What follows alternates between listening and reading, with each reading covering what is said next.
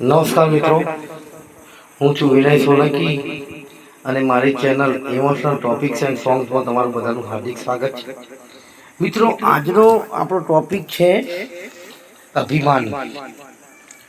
મિત્રો, અભિમાન એક એવી વસ્તુ છે કે જેને ક્યારેય તમારી અંદર ઘૂસવા દેતા નહીં હો.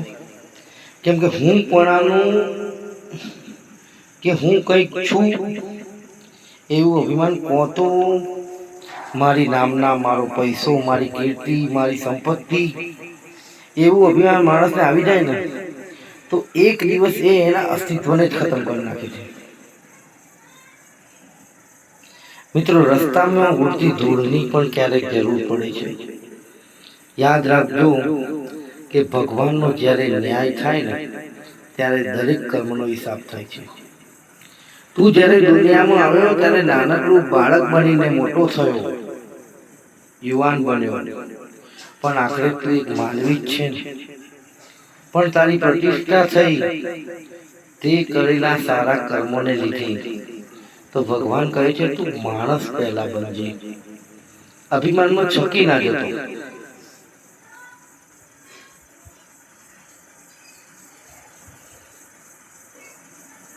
ખૂબ રૂપિયા પૈસા હોવાથી કોઈ અમીર શેઠ એટલો બધો અભિમાની બની ગયો કે પોતાના મા બાપને પણ તિરસ્કાર કરવા લાગ્યો અને પોતાના જ ગામમાં ગરીબોની વસ્તીના ઝૂંપડા તોડી ત્યાં જ પોતાનું મોટું ફાર્મ હાઉસ બનાવ્યું. મિત્રો, યાદ રાખજો, કોઈનો નિશાસો તમને ક્યારેય નહીં રહેવા દે. કેમ કે ભગવાનના ઘરનો ન્યાય થાય ને ત્યારે દરેક ઘરનો હિસાબ થાય છે. બે ભાઈઓ સંપત્તિ અને મિલકતની લાલચમાં પોતાના વૃદ્ધ પિતાને વૃદ્ધાશ્રમમાં મૂકી આવ્યા. મિત્રો, દરેક સમય સારો જ હોય એવું ક્યારેય બનતું નથી. ખરાબ સમય આવે ત્યારે પારકા તો શું પોતાના પણ સાથ નથી આપતા. તો સમયની ઇજ્જત કરો. અભિમાનમાં આવીને કોઈ એવું કર્મ ના કરો જેથી તમારું ભવિષ્ય અંધકારમય બને. બે જીગરી મિત્રો એક થાળીમાં ખાતા, સાથે સ્કૂલ જતા અને બંને આજુબાજુના ઝૂંપડાઓમાં રહેતા.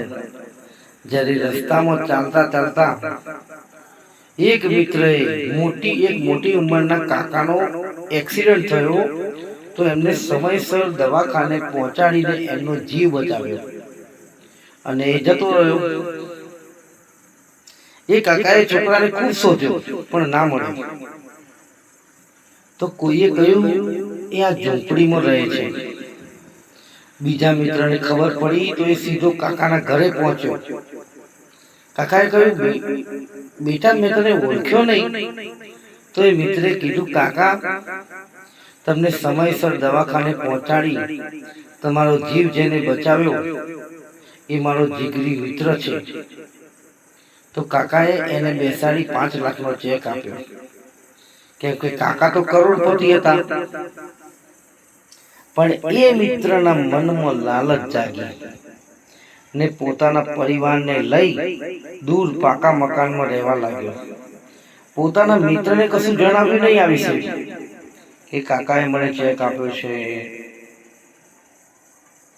તો મિત્રો, લાલચ એ પણ અભિમાનનું જ એક અંગ છે.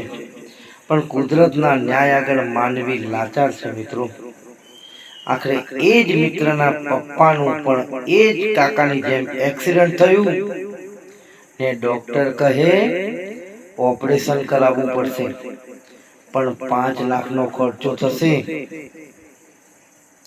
એ મિત્રને ખબર પડી કે ભગવાને આખરે તેને તેના કર્મોનું ફળ આપ્યું છે. પોતાના મિત્રને તો તેને અંધારામાં રાખ્યો.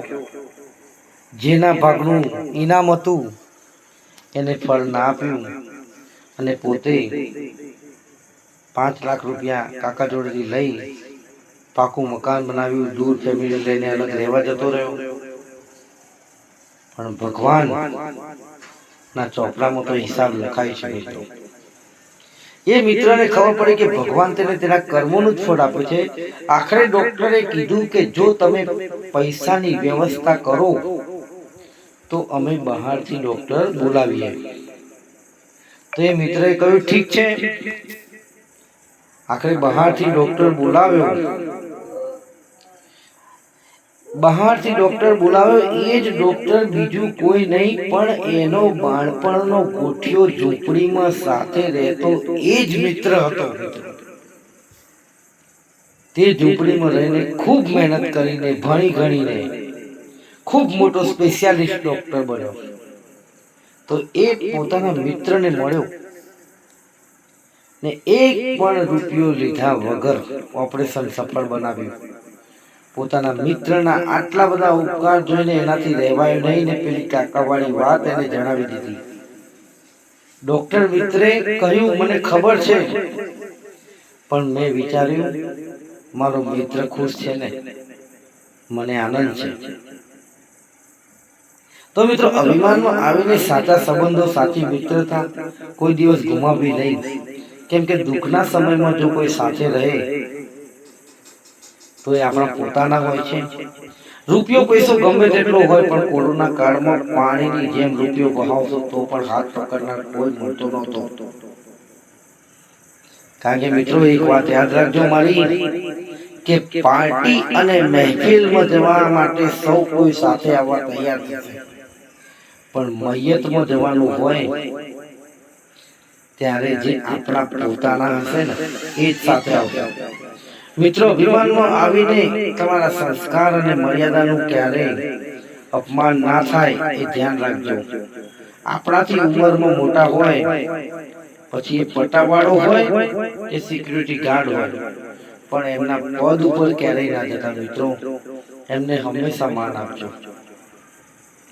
એક પૈસાદાર શેઠ પોતાનાથી ડબલ ઉંમરના ઘરના નોકરને રામુ કઈ બોલાવતો, પણ એ જ શેઠનો પુત્ર એમને રામુ દાદા કહીને બોલાવતો.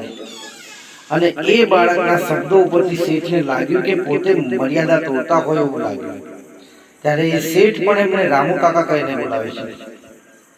મિત્રો, સંસ્કાર અને પ્રેમથી સંપીને રહેવાય છે, પણ અભિમાન એ સંપ અને એકતાને તોડવાનું કામ કરે છે. શાયરી, हे दोस्त, एक बात दिल में बसा ले कि एक दिन खाली हाथ उस रब के पास जाना है, तो फिर काहे का अभिमान? कभी भी दुनिया को छोटे या बड़े की नजर से देखना नहीं, पर सब मानवी एक है और सब अपने हैं. यही भावना दिल में रखना दोस्त, क्योंकि प्रतिज्ञा में हर भारतवासी पढ़ा होगा कि भारत मेरा देश है, हर भारतवासी मेरा भाई बहन है. हर पुस्तक में प्रतिज्ञा हमने पढ़ी है, उसको दोहराना मेरे दोस्त.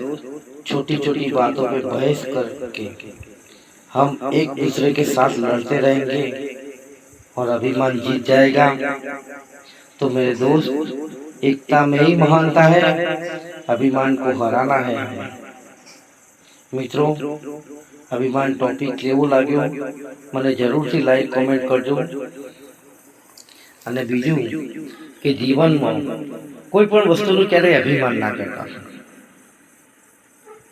તમે તમારું પદ મોટું હોય, ખૂબ સારી નોકરી હોય, મેનેજર હો, એચઓડી હો, ગમે તે હો, કહેવાનો મતલબ કે તમારા મનમાં એક પ્રકારનું એ ના થવું જોઈએ, પણ બધા સાથે સમાનતા રાખો. બધાની જોડે હળી ભળીને રહેવાથી ખૂબ સારું આપણે પ્રગતિ કરી શકીએ. પણ તમારામાં અભિમાને પ્રવેશ કર્યો તો મિત્રો, અભિમાનથી રાજા રાવણની લંકા પણ, સોનાની લંકા પણ એ ના જીવી શક્યો અને ભગવાનના હાથે મૃત્યુ થયું. મિત્રો, અભિમાન ભલે ગમે તેનું રાખો તમે, પણ એ અભિમાનને મિટાવવા માટે કોઈ કામ તો હોય જ છે. રાવણ રાજા હતો, કંસ પણ રાજા હતો, પણ કૃષ્ણ અને રામ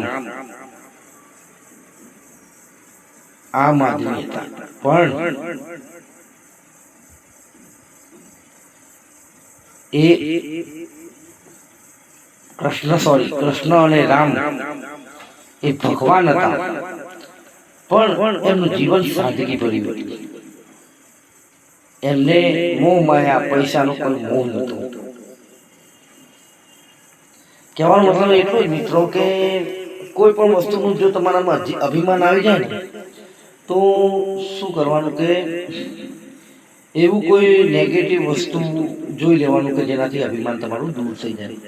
દાખલા તરીકે જો કોઈ વ્યક્તિ અગર દુઃખમાંથી આગળ ગયો હોય, માની લો કે એને દુઃખ ખૂબ જોયેલું હોય, એના મમ્મી પપ્પા ખૂબ મજૂરી કરતા હોય, કડિયા કામ કરતા હોય, બરાબર, ઘરની પરિસ્થિતિ સારી ના હોય, બહેનોને પરણાવવાની હોય, બરાબર, ભાઈ નાના હોય, અને આ બધામાં ખૂબ એ પરિશ્રમ કરીને, ખૂબ મહેનત કરીને, સંઘર્ષ કરીને જો આ બધું પાર પાડીને જો જીવનમાં આગળ વધ્યો હોય ને, કહેવાનો મતલબ કે બહુ મોટી પોસ્ટ ઉપર પહોંચ્યો હોય, કે પછી કોઈ રાજનેતા બન્યો હોય, કોઈ ડૉક્ટર બન્યો હોય, કે ગમે તે બન્યો હોય, પણ આ બધા સંઘર્ષો એને જીવનમાં જોયેલા હોય છે.